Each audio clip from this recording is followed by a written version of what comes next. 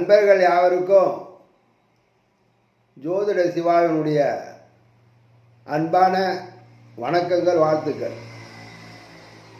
இந்த குரோதி வருடம் வைகாசி மாதம் ஒவ்வொரு ராசிக்கும் கிரக நிலைகள் அமர்ந்த நிலையை வைத்து இந்த ஒரு மாத வைகாசி மாத பலனாக நாம் எடுத்துக்கொண்ட ராசி மேஷம். இந்த வைகாசி மாதத்தில் வைகாசி 7ஆம் தேதி சுக்கிரன் ரிஷபராசியில் அமர்கிறார்.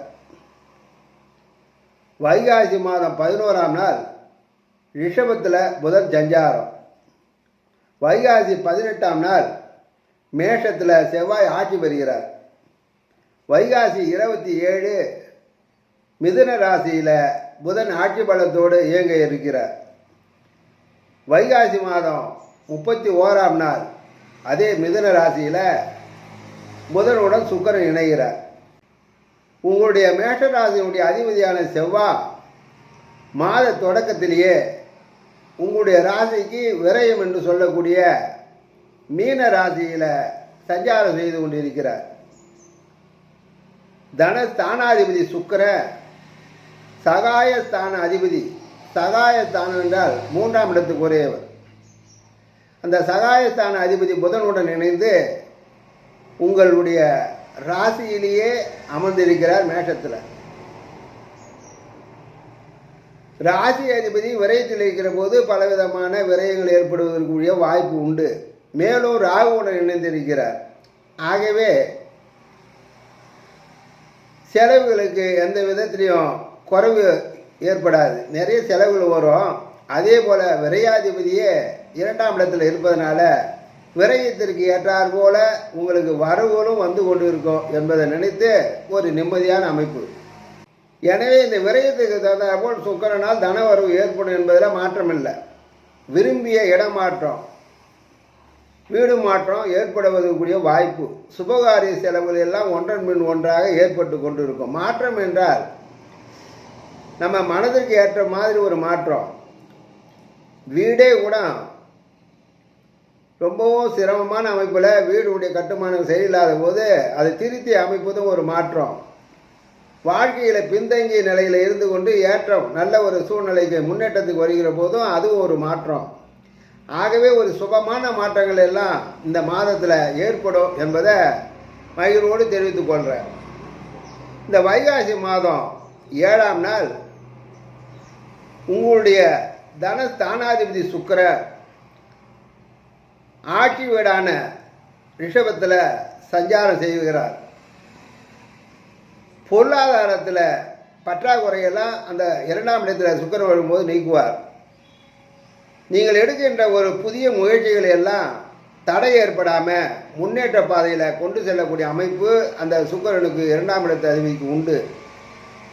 செய்து கொண்டு இருக்கக்கூடிய உத்தியோகம், செய்து கொண்டிருக்கிற தொழில் எதுவானாலும் ஜீவனத்தை முன்னிட்ட வழியில் ஊதிய உயர்வு, சம்பள உயர்வு, வருமான உயர்வு, இப்படி அது வியாபாரமாக இருந்தாலும் உத்தியோகமாக இருந்தாலும் விவசாயமாக இருந்தாலும் எந்த நிலையில் இருந்தாலும் தன வரவில் லாபங்கள் உண்டு என்பதை அகமகிழ்வோடு தெரிவித்துக் கொள்கிறேன்.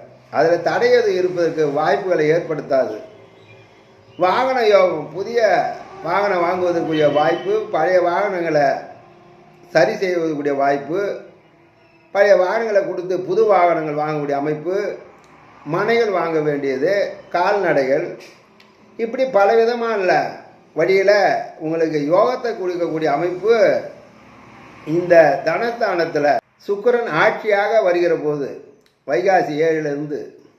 ஆகவே தடைகள் எல்லாம் உடைபட்டு எதை நோக்கி நீங்கள் செல்லுகிறீர்களோ அந்த வெற்றி உங்கள் கைக்கு கிடைக்கும். அதே போல் இந்த வைகாசி மாதம் 11ஆம் நாள் உங்களுடைய தனஸ்தானமான ரிஷபத்தில் அந்த ஆட்சி பெற்ற தனஸ்தானாதிபதி சுக்கிரன் சகாயஸ்தானாதிபதி, அதாவது 3ஆம் இடத்து அதிபதி புதனோடு இணைவது இது ஒரு சிறப்பான அமைப்பு. ஏன்னா சகாயஸ்தானம் எதை எடுத்து சென்றாலும் நமக்கு ஒரு சகாயம் வேண்டும், வெற்றி வேண்டும்.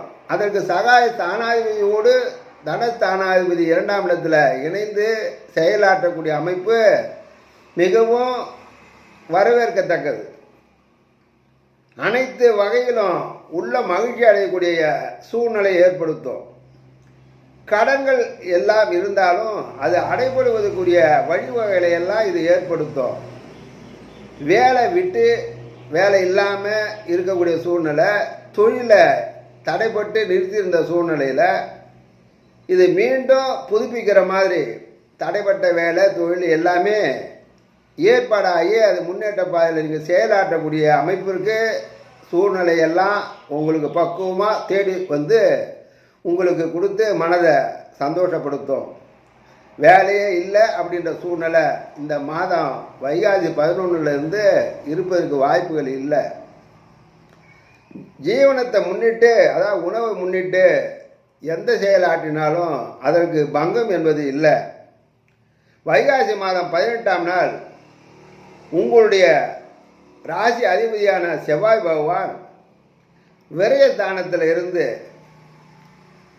மேஷத்தில் ஆட்சி பெறுகிறார். ஆட்சி பெறுவதோடு இல்லாமல் மூல திரிகோணமும் பெறுகிறார். அப்படி உங்களுடைய ராசி அதிபதி பலம் பெறுகிற போது உடலுடைய ஆரோக்கியம் சீராகும்.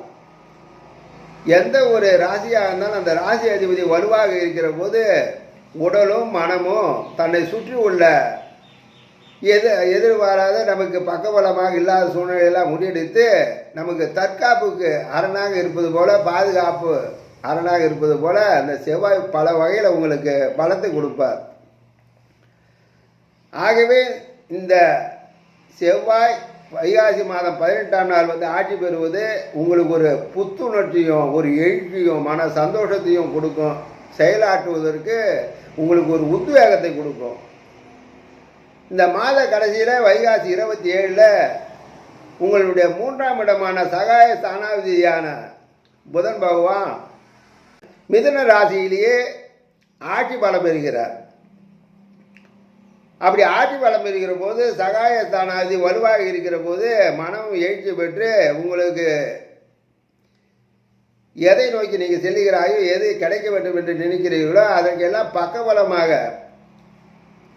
உங்களுடைய துணை இல்லாமல் மாற்று துணையும் மற்றவருடைய ஈடுபாட்டோடும் பக்கபலத்தோடும் அந்த செயல்பாட்டை செய்து வெற்றி பெறக்கூடிய அமைப்பை ஏற்படுத்தும். சுருக்கமாக சொன்னால் மனசில் ஒரு எழுச்சி உண்டு, ஆர்வம் உண்டு. இதன் விளைவாக பலவிதமான செயல்களை எல்லாம் நீங்கள் வெற்றி பெற்று வரக்கூடிய அமைப்பை ஏற்படுத்திவிடும். தாய் வழியில், மாமன் வழியில், மைத்துனருடைய வழியில், மனைவியுடைய குடும்ப வழியில் எந்த ஒரு இடர்பாடுகள் இருந்தாலும் அது எல்லாம் சுகமாக முடிந்து அந்த நிலையிலும் உங்களுக்கு நற்பலன் கிடைக்கக்கூடிய வழியை இந்த வைகாசி 27 உங்களுடைய சகாய ஸ்தானாதிபதி புதனால் ஏற்படக்கூடிய அமைப்பு ஏற்படுத்தும். வில்லங்கங்கள் எல்லாம் முறியடிக்கப்படும். உங்களுக்கு கிடைக்க வேண்டிய பாக்கியம் தந்தையினால் நீங்கள் செயலாற்றி உங்களுக்கு கிடைக்க வேண்டிய பொருள் கிடைக்காம இருந்த நிலையில் கொடுக்கப்பட்டது உங்களுக்கு கிடைக்காம மறுக்கப்பட்ட நிலையில் இவைகளெல்லாம் உங்களுக்கு கிடைக்கப்பெற்று மனம் தெளிவாகும், மகிழ்ச்சி உண்டாகும். வைகாசி மாதம் 31ஆம் நாள் தனஸ்தானாதிபதி என்ன சுக்கிரன் அவரும் இந்த மிதுனத்தில் ஆட்சி பெற்ற அந்த புதனுடன் இணைகிறார். சகாய ஸ்தானத்தில் நட்பு, அதாவது சகோதர ஸ்தானத்தில் இப்படி ஆட்சி பெற்ற புதனோடு இணைகிற போது வீட்டுக்கு புதிய புதிய வரவுகள் எல்லாம் வந்து கொண்டு இருக்கும். முன்பு சொன்னதை போலவே இப்போது தடைப்பட்ட செயல்கள் எல்லாம் செயல்பட்டு வெற்றி ஆகக்கூடிய அளவுக்கு 3 மடங்கு பலம் ஏற்படும். இப்படி பலம் ஏற்படுகிறதுனால தொழில் வழியில் இருந்த தொந்தரவு, உத்தியோக வழியில் இருந்த தொந்தரவு, குடும்ப சூழ்நிலையில் இருந்த தொந்தரவுகள் இவைகளெல்லாம் விலகி உங்களுக்கு சுபமான அமைப்பை ஏற்படுத்தும்.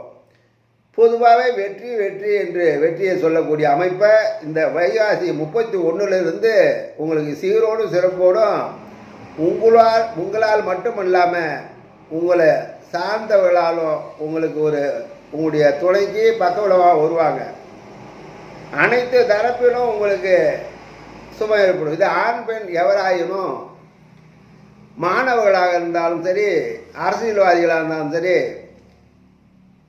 கலைஞர்களாக இருந்தாலும் சரி, எந்த ஒரு வகையில் இருந்தாலும் அவர்களுக்குரிய நன்மைகளை எல்லாம் கொடுக்கக்கூடிய அமைப்பு இந்த வைகாசி மாதத்தில் கிரக நிலைகள் மாற்றத்தினால ஏற்படக்கூடிய அமைப்பு உண்டு என்பதை தெளிவாக புரிந்து கொள்ள வேண்டும். ஆகவே இந்த மேஷராசிக்கு ஒரு ஏற்றமான பொன்னான மாதமாக இந்த வைகாசி மாதம் அமைகிறது என்று சந்தோஷமாக கூறி, இந்த சந்தோஷத்தை எல்லாம் நீங்கள் சீரோடும் சிறப்போடும் பெருகுவதற்கு முருகனுடைய வழிபாடு மாபெரும் முன்னேற்றத்தை தரும் என்று கூறி அன்புடன் முடிக்கிறேன். வணக்கம்.